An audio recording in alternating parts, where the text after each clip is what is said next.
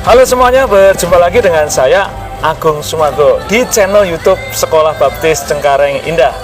Nah, di Sekolah Baptis Cengkareng Indah itu sekarang sedang mengadakan acara retreat untuk guru dan karyawan ya, yang diadakan oleh World Life bekerjasama dengan yayasan.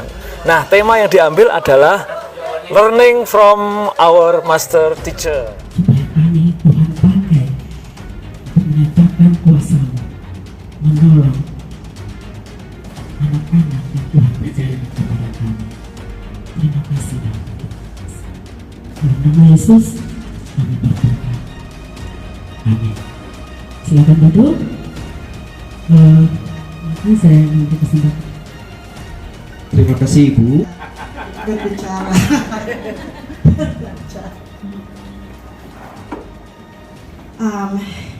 Saya baca aja ya, karena masih tidak bisa bahasa Indonesia terus-terus. Oke. Nama saya Ibu Juliet dan saya dibesarkan dengan keyakinan bahwa satu-satunya cara untuk diselamatkan adalah dengan melakukan perbuatan baik. Saya ingat beberapa waktu dalam hidup saya ketika remaja, pikiran tentang surga dan neraka membuat saya merasa sedih dan depres. Karena saya tahu bahwa kalau diukur dari perbuatan baik, saya tidak cukup baik untuk masuk surga. Saya berusaha keras, tapi semakin keras saya berusaha, semakin saya dihadapkan dengan kelemahan saya.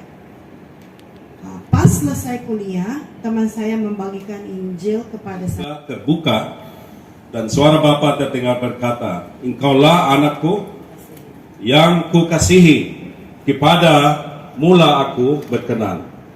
Ini adalah salah satu aturan penting dalam hidup seorang anak Allah. Dalam 1 Korintus 10:31, Paulus berkata, "Jika engkau makan atau jika engkau minum, atau jika engkau melakukan sesuatu yang lain, lakukanlah semuanya itu untuk kemuliaan Allah." Dalam setiap aspek kehidupan, Allah mau supaya anak-anaknya memuliakannya dan menyenangkannya. Bagaimana kita bisa melakukannya? Untuk mengetahuinya, kita harus melihat kepada Tuhan Yesus, apa yang Dia lakukan dan bagaimana Dia melakukannya selama di bumi.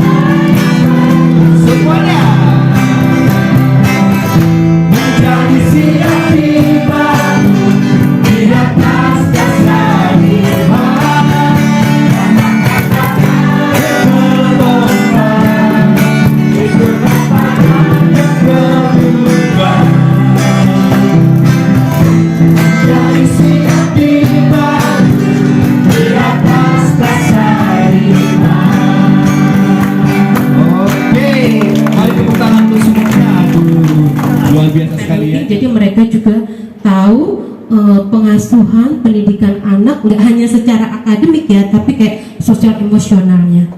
Itu sederhana contohnya. Satu lagi, perkataan. Tadi kebetulan berkaitan sama firman Tuhan, itu benar banget. Jadi ketika di sekolah kelihatan tuh anak-anak yang orang tuanya terbiasa berkata ketika misalnya merespon teman berbicara atau guru berbicara, kalau yang sudah dicontohkan, diteladani dengan baik, mereka akan melakukan yang sama. Tapi kalau yang kata-katanya juga seperti mirip-mirip di rumah, jadi ya itu contoh dampak hal yang menghambat dampak pengajaran di sekolah. Terima kasih. In university, the professor doesn't care about you. Kalau di tingkat universitas itu biasanya dosen-dosennya itu ya tidak peduli. Whether you learn or not, biarinlah. Ya kalau misalnya mahasiswanya mau belajar apa enggak ya udah biarin. It's so easy to teach in university. Karena ya mudah mengajar di tingkat universitas ya. Karena itu tadi gitu. No Ya udah, parent-teacher meeting. karena nggak ada juga pertemuan orang tua murid atau orang tua mahasiswa dan dosen, itu tidak ada ya. Ada nggak kalau di Indonesia? Nggak ada ya. Yeah. Bener ya. When I was teaching in university, I only gave 4 exams. Nah, ketika beliau mengajar di universitas, dia hanya memberikan 4 ujian. No quiz, Nggak ada kuis, no classwork, nggak ada pekerjaan, No homework. tugas, pekerjaan rumah juga nggak ada, tugas di kuliah, kelas juga nggak ada. only 4 major exams. Cuman 4 ujian utama. If you fail, you fail. Nah, jika gagal ya udah gagal. So banyak of my students nangis. Gagal terus. Gagal lagi, gagal lagi, gagal lagi. Because nobody cares. Tidak ada yang peduli di tingkat universitas. But the law of the heart is we need this. Ya, semakin banyak Anda mengetahui kebutuhan mereka, semakin baik Anda dapat mengenalinya dan memenuhinya. Know each student. Jadi mari kita kenali setiap murid yang kita ajarkan. It was hard for me to teach 25 students in one class. Bagi saya, bagi Pak Red itu sangat susah untuk mengajar siswa 25 siswa dalam satu kelas. I was teaching physics then in grade 7, Ketika saya mengajar fisika di kelas 7, and you can tell dan kita bisa mengetahui who is not present in your class. siapa yang tidak masuk kelas. My favorite student is anak Haritano. Dan salah satu murid kesayangan saya adalah anaknya Pak Haritanu ya MNC itu. The youngest was a boy. Karena anak terakhir, anak bungsu ya terakhir ya, anak bungsunya Pak Haritanu itu adalah laki-laki. Ini harus menjadi komitmen bukan saja guru tetapi hati saya. Sekian tahun yang lalu Pendeta Rene saya memberi dorongan kepada para guru, teman-teman guru. Hukum sebelum readiness, kesiapan, itu apa itu tadi? Yang ketika menghadapi peserta didik, rupanya diperlukan kreativitas dari kita sebagai seorang guru, seorang pendidik. Bukan sekedar lalu ya sudah itu kebutuhanmu, itu keperluanmu, cukup bagi saya. Saya sekian tahun yang lalu pernah memberi dorongan kepada guru di kita, yayasan kita, ketika memberi sanksi disiplin. Jangan fisik,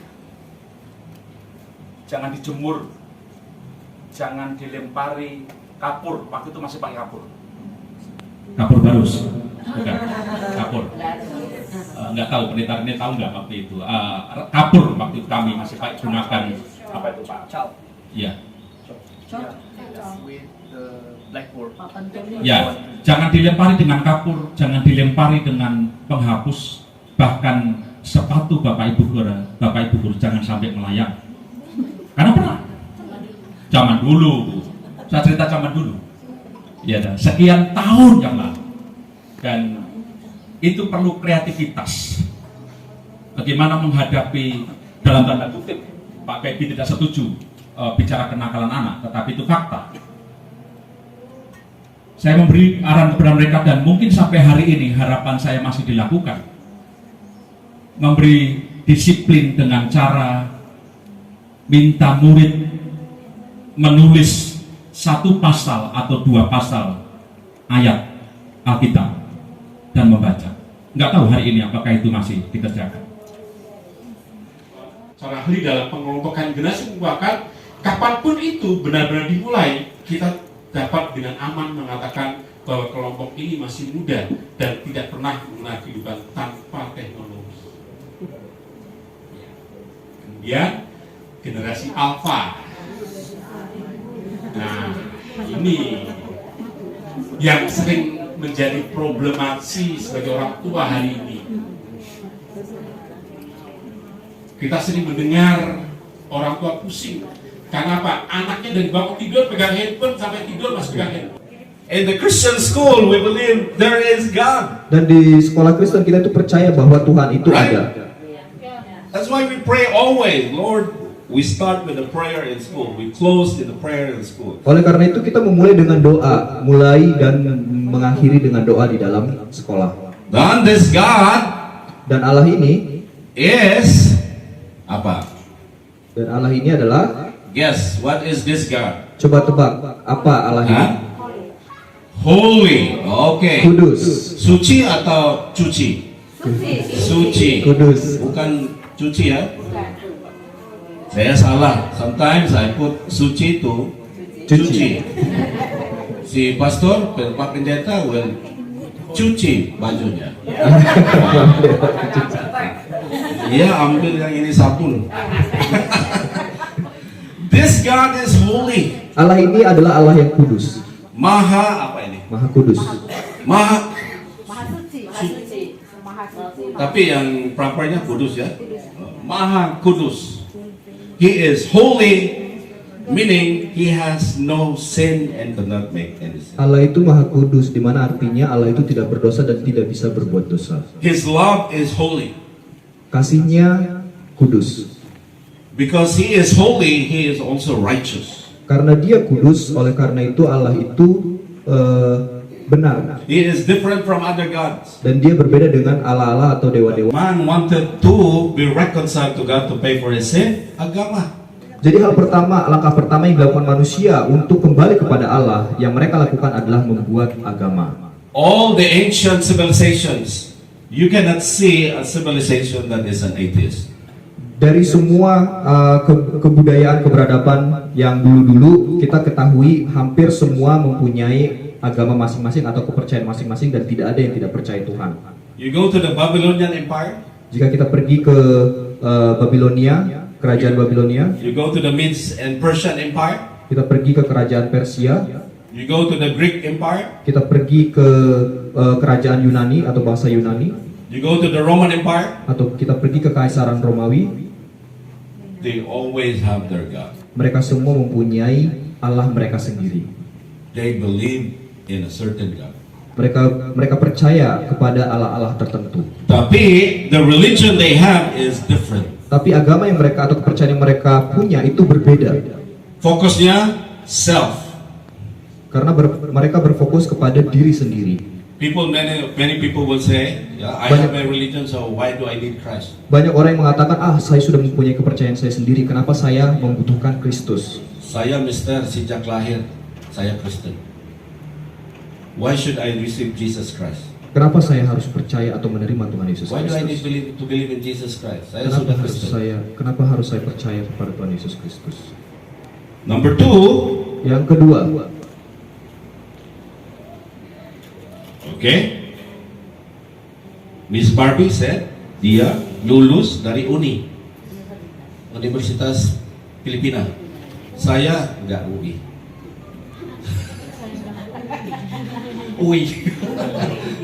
Karena people believe if I'm educated, I can be orang kaya. karena ada beberapa orang yang percaya ketika saya mendapatkan pendidikan yang bagus, saya akan menjadi orang kaya. Kalau saya orang kaya, I can help many people. Karena jika saya menjadi orang kaya, saya bisa membantu banyak orang. Mereka itu berpendidikan bagus, Life is hidupnya uang.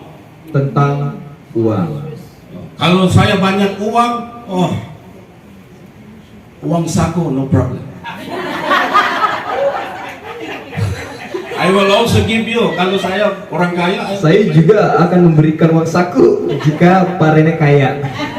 karena money can buy many things. Karena uang itu bisa membeli banyak hal. Bill Gates sudah divorce with his wife. Bill Gates sudah cerai dengan istrinya. Uang helpless. Uang tidak bisa atau uang itu sia-sia. Steve Jobs Steve Jobs died of cancer. mati karena kanker. He can pay all the hospital bills, but nggak bisa. Dia bisa membayar semua tagihan rumah sakit, tapi itu tidak menyelamatkan. Ada lagi, PA, PB, perbuatan baik. Ini perbuatan baik. If I can do perbuatan baik, wow, I'm good and God will forgive my sins. Jika saya banyak berbuat baik, maka wah, Tuhan akan memaafkan dosa-dosa saya. Many people serve the church because they wanted to pay for their sin. Banyak orang yang melayani atau bekerja di gereja dengan berpikir Tuhan akan menghapuskan dosa-dosa. Stairs Melakukan hal-hal ini menjadi sebuah jembatan bagi kita. to reach God. Jembatan untuk meraih Tuhan. Tapi itu nggak cukup. Ya, 2000 years ago, God said, 2000 tahun yang lalu Tuhan Allah mengatakan cukup. okay, God said itu nggak cukup. So 2000 years ago, He sent His Son Jesus Christ. Yohanes 3:16. Jadi Pak Yohanes bisa ya? 2000 tahun yang Pak lalu Yohanes. Allah Bapa mengirimkan anaknya yang tunggal. Yohanes 3 ayat 16. Yohan, Kesayangan Karen ini Yohanes. 2000 years ago, God 2000 sent tahun His yang Son lalu Allah Bapa mengirimkan anaknya yang tunggal. so that all our Jadi kita tidak perlu melakukan hal-hal tersebut atau tidak menjadi persyaratan ya. confess means you agree. Mengakui artinya kita setuju. You agree that these things are not Kita enough. setuju bahwa perbuatan-perbuatan ini tidaklah cukup. You agree that these things are Kita setuju bahwa hal-hal ini adalah not for salvation. bukan untuk keselamatan. And then, Dan kemudian Pak Yohanes lagi, ulangi lagi. Pak Yohanes lagi, tolong diulangi. Baca Pak. Maaf ya Pak. Masih di yang- Roma yang 10 ayat 9. Hari ini yang favorit ya. dengan mulutmu bahwa Yesus adalah Tuhan dan percaya dalam hatimu bahwa Allah telah membangkitkan Dia dari antara orang mati, maka kamu akan selamat. Oke, terima kasih Pak. Confess with your mouth Mengaku dengan mulutmu and believe in your heart dan percaya dalam hatimu that Jesus is Lord. bahwa Tuhan Yesus adalah Tuhan. You will have eternal life. Maka kita akan memiliki. I have eternal life July 17, Saya 1987. mempunyai keselamatan atau kehidupan kekal 1 Juli 1979. I was 17 years old. Saya berusia 17 tahun pada saat itu.